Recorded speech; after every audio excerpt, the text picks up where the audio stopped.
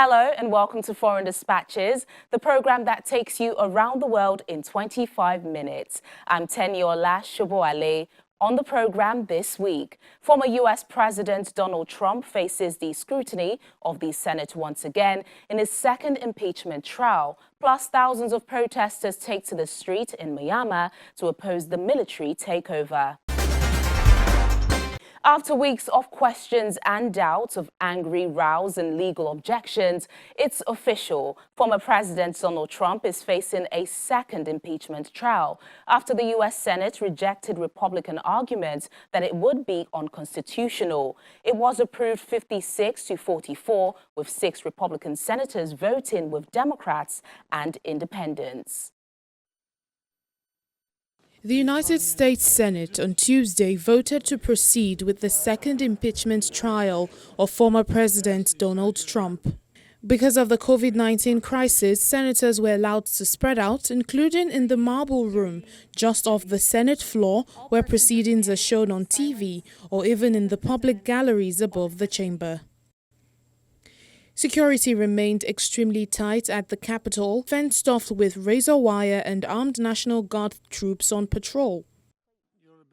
The Senate voted 56-44 that the impeachment trial of Donald Trump is constitutional, despite calls from some Republicans to dismiss proceedings.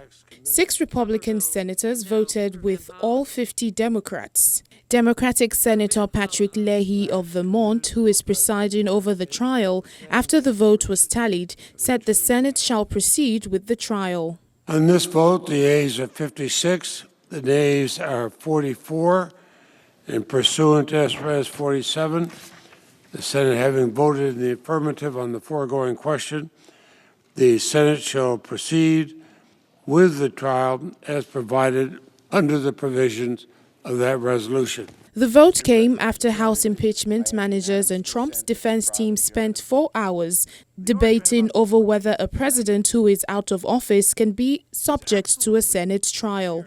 Congressman Jamie Raskin of Maryland, the lead impeachment manager, opened his presentation with a video showing disturbing footage of how protesters overran police and ransacked the Capitol. The 13-minute video concluded with former President Trump's deleted tweet on January 6th, which said, "These are the things and events that happen when a sacred landslide election victory is so unceremoniously and viciously stripped away." Raskin became emotional as he recounted the danger his daughter and son-in-law were put in when they visited him at the Capitol during the January 6th riot. My Chief of Staff, Julie Tagan, was with Tabitha and Hank locked and barricaded in that office, the kids hiding under the desk, placing what they thought were their final texts and whispered phone calls to say their goodbyes. They thought they were going to die. People died that day. Senators, this cannot be our future. This cannot be the future of America. We cannot have presidents inciting and mobilizing mob violence against our government and our institutions because they refuse to accept the will of the people under the Constitution of the United States. Raskin said if that's not an impeachable offense, then there's no such thing. Mr. Trump's legal team contended that he did not incite the rioters and that his speech about the election was protected by the First Amendment. The argument about the 14th Amendment is absolutely ridiculous. Judgment, in other words, the bad thing that can happen, the judgment, in cases of impeachment, i.e. what we are doing, shall not extend further than removal from office. What is so hard about that? Which of those words are unclear? Shall not extend further than removal from office. President Trump no longer is in office. The object of the Constitution has been achieved. He was removed by the voters. Mr. Trump's lawyer also accused the Democrats of using impeachment as a political weapon to try to keep the former president from running for office again. This is nothing less than the political weaponization of the impeachment process.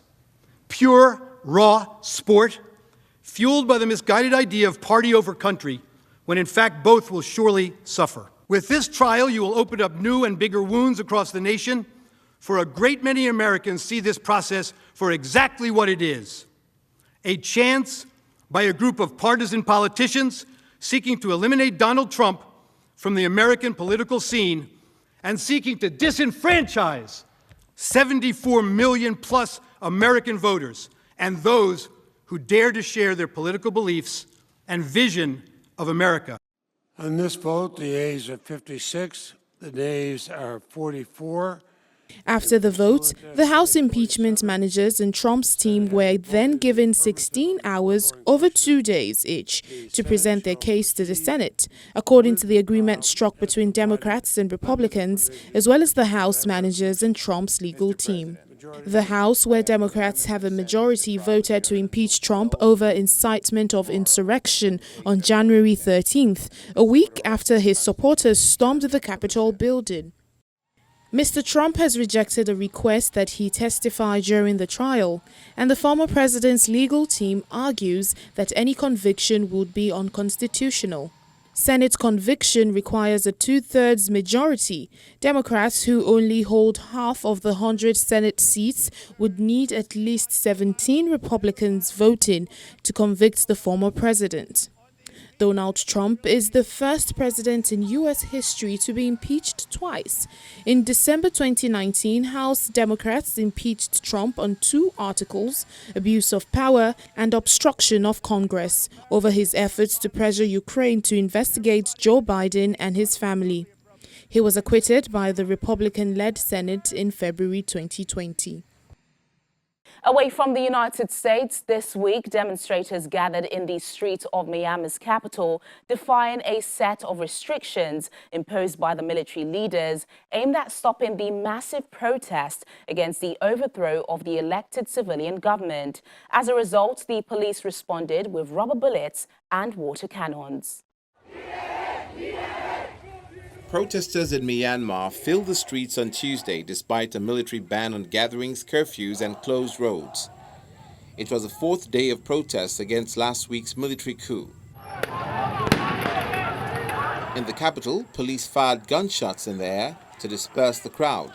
Local media later reported police fired rubber bullets, leaving several people injured. Earlier in the day, they had used a water cannon for the 2nd day in a row on protesters. There were also more than 24 arrests in the second largest city of Mandalay by the afternoon, including 1 journalist. In the largest city, Yangon, people clapped and held a 3-finger salute of resistance, only meters away from police barricades. Locals said bridges connecting central Yangon were shut early, reviving memories of what life was like under half a century of military rule that lasted until 2015. A day earlier, the senior general Min Aung Hlaing, now leader of the military junta, spoke on state TV for the first time since they seized control. He focused on justifying their takeover on the grounds of election fraud, claims that have been rejected by the Election Commission, and said they will form a true and disciplined democracy, different to previous eras of military rule. Myanmar's army is always there for the citizens as always. Citizens are the mothers, citizens are the fathers. The army always acts according to the law and obeys the Constitution of 2008. He added that any lawless wrongdoers should be prevented or removed. The military has promised a new vote, but given no time frame, only that a state of emergency will last for 1 year. Meanwhile, international condemnation continues to mount. New Zealand is the first country to take action against Myanmar's military leaders since they took power. Many other countries have also threatened sanctions. International condemnation of the military takeover in Myanmar is now being accompanied with sanctions. On Tuesday, New Zealand announced it was suspending all high-level political and military contact with Myanmar. It also announced a travel ban on the country's military leaders. I think every New Zealander would be devastated to see, after years of working so hard to build a democracy in Myanmar, to see what we've seen in recent days unfold led by the military. Our strong message is we will do what we can from here in New Zealand, and one of the things we can do is suspend that high-level dialogue at a political level. We can put in place travel bans, and we can make sure that the aid funding we put into Myanmar does not in any way support the military regime. On Monday, the U.S. State Department declared its stand with the people of Myanmar and said it's moving quickly to form its response to the military takeover. We strongly support the right of all individuals in Burma and around the world to freedom of expression, association, peaceful assembly, including for the purposes of peaceful protest. We're, of course, taking a very close look at the policy measures that we could potentially enact should the military not change its course. Washington also urges China to join the international community to condemn the military coup. We have been encouraging China, both privately and in public, to condemn this action, to join the international community, to join the United States and those other countries, a large swath of the world that has spoken out in no uncertain terms to condemn this anti-democratic action. Last week, China blocked the UN Security Council statement condemning the coup. The country, which has previously opposed international intervention in Myanmar, urges all sides to resolve differences. Neighbors, including Cambodia, Thailand, and the Philippines, have said it is an internal matter. Pope Francis has also weighed in on the issue, urging military leaders to free political prisoners and resume the country's brusquely interrupted path to democracy. The Pope made his appeal in his annual address to the diplomatic corps as tens of thousands of people joined nationwide demonstrations in Myanmar against the military's removal of elected leader Aung San Suu Kyi. Let's switch our focus to the COVID-19 pandemic. International experts investigating the origins of the coronavirus have all but dismissed a theory that the virus came from a lab in China. The head of the World Health Organization mission in Wuhan says it's extremely unlikely that the virus leaked from a lab in the Chinese city. The World Health Organization team investigating coronavirus in the Chinese city of Wuhan, where the virus first emerged, says it's uncovered new information about its possible origins. Head of the WHO mission, Peter Bark, says the virus could have taken a very long and convoluted path, also involving movement across borders. A possible path from whatever original animal species all the way through the Huanan market could have taken a very long and convoluted path involving also movements across borders, travels, etc., before arriving in the Huanan market. The experts added that there was no indication that the virus was circulating in Wuhan before the first official cases were recorded there in December 2019. They say the focus on where the origins that led to COVID-19 might be could be shifted to Southeast Asia. The WHO team also believe the virus is likely to have originated in animals before spreading to humans, but they are not sure how. All the work that has been done on the virus and trying to identify its origin continue to point towards a natural reservoir of this virus and similar viruses in bat population. The team of investigators did rule out the possibility that the virus leaked from a lab, which has been the subject of conspiracy theories. However, the findings suggest that the laboratory incident hypothesis is extremely unlikely and to explain the introduction of the virus into the human population, and therefore is not a hypothesis that will implies to suggest future studies into our work to support our future work into the understanding of the origin of the virus. The team has also identified market vendors selling frozen animal products, including farmed wild animals. They plan to further investigate cold chain transmission. The WHO mission began in January following months of negotiations with Beijing. The experts' visit was closely monitored by the Chinese authorities. You're still watching Foreign Dispatches on Channels Television. Drug maker AstraZeneca is racing to adapt its COVID-19 vaccine in the face of new variants of the virus. The process has become more urgent after a small-scale study found that it's less effective at protecting against the strain discovered in South Africa, leading the country to halt the rollout of the vaccine. Africa's worst-hit country in the coronavirus pandemic has put a rollout of AstraZeneca vaccines on hold amid questions over their efficacy against a variant that's driving South Africa's second wave and has spread across the world. The virus in South Africa mutated to develop a variant which alters the spike protein of the virus. The virus has also been assessed against, the vaccine has been assessed against this variant for effectiveness. The results suggest that the variant has significantly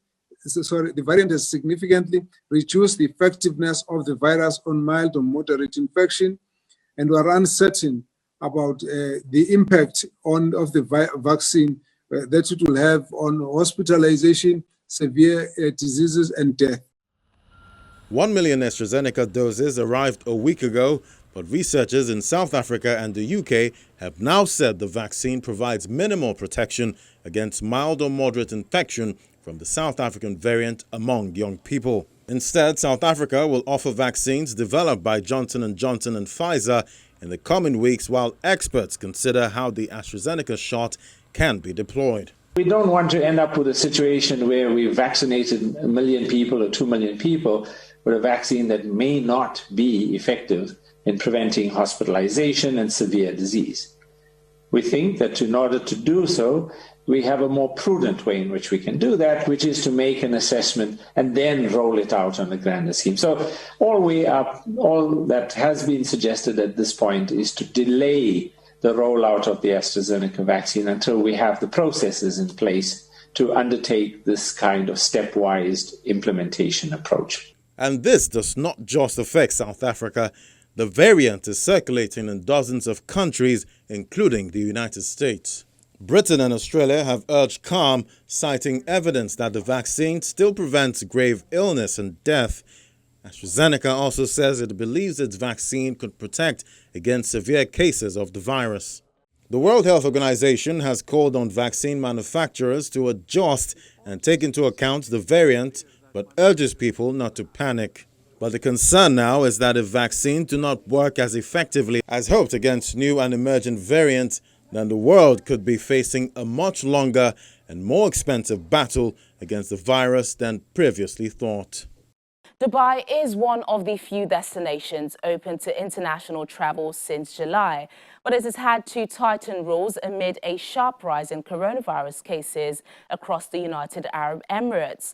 Along with compulsory mask wearing in public and social distancing, Dubai has further restricted capacity at restaurants and social gatherings. Our correspondent, Maiwa Adigoke, speaks to some businesses affected by the latest measures. A new set of COVID-19 guidelines has been introduced by the Dubai government as part of steps to crack down on the spike in the number of new cases. In a recent circular, entertainment and sports venues, including cinemas, are directed to operate at 50% capacity. Restaurants, swimming pools, private beaches and hotels at 70%. Restaurants and cafes will now be required to close by 1 a.m., while brunches, pubs and bars are to shut down till the end of February. This has sparked concerns about another possible lockdown. That fear is always going to stay. That fear is never going to go. I'll be honest, I went for dinner yesterday with one of my friends, and they're like, I've got a rumor that they're going to have a lockdown again for a month. So my first issue was, oh my God, now what? And the businesses which are not to do with the service sector are going to work out fine because it's anyway work from home or etc. etc. etc. But us, when we come in the service sector, us, hotels, bars and lounges, pubs, all of them are affected in a very bad way.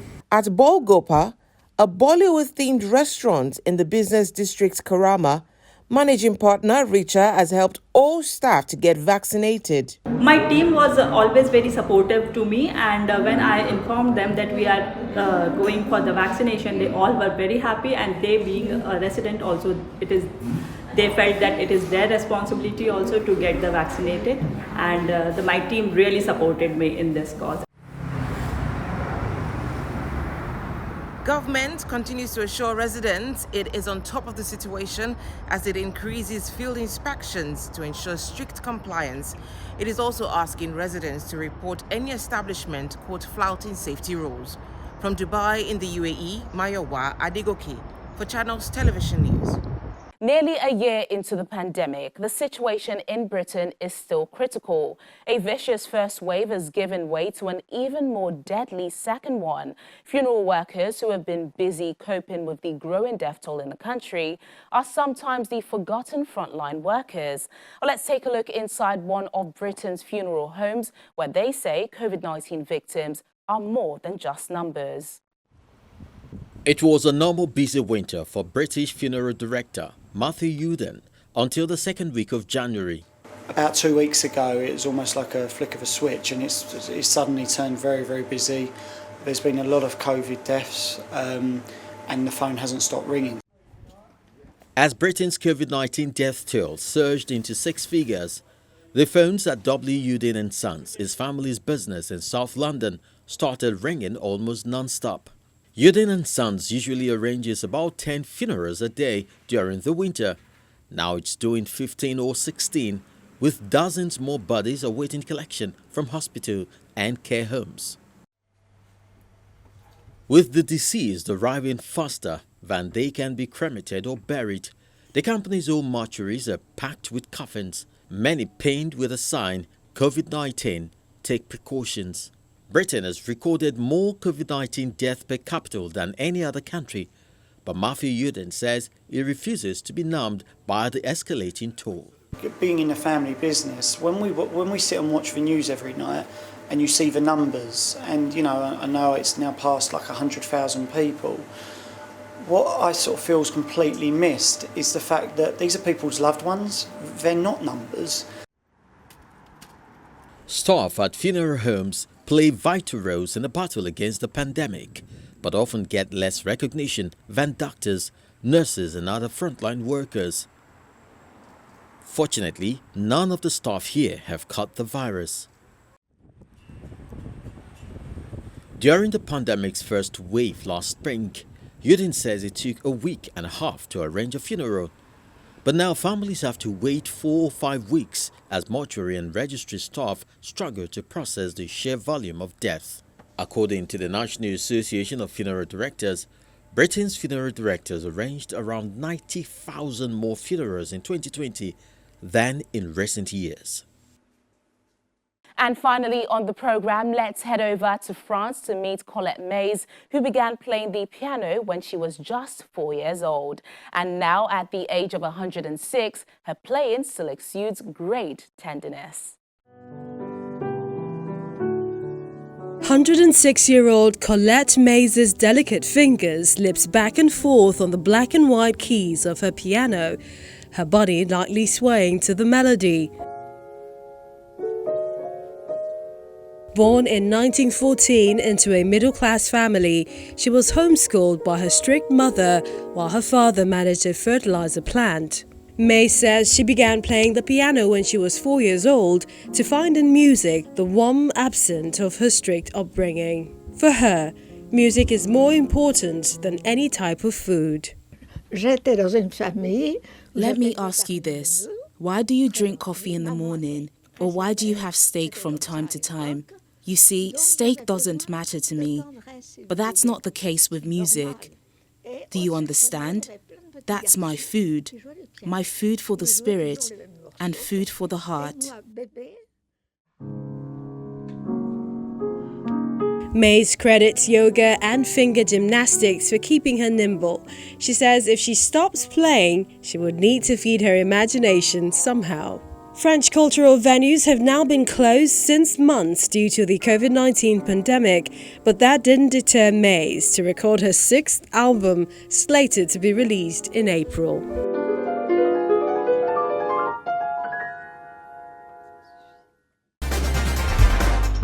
And on that note, this is where we say goodbye till next week. But remember that you can catch up with all our top stories on channelstv.com.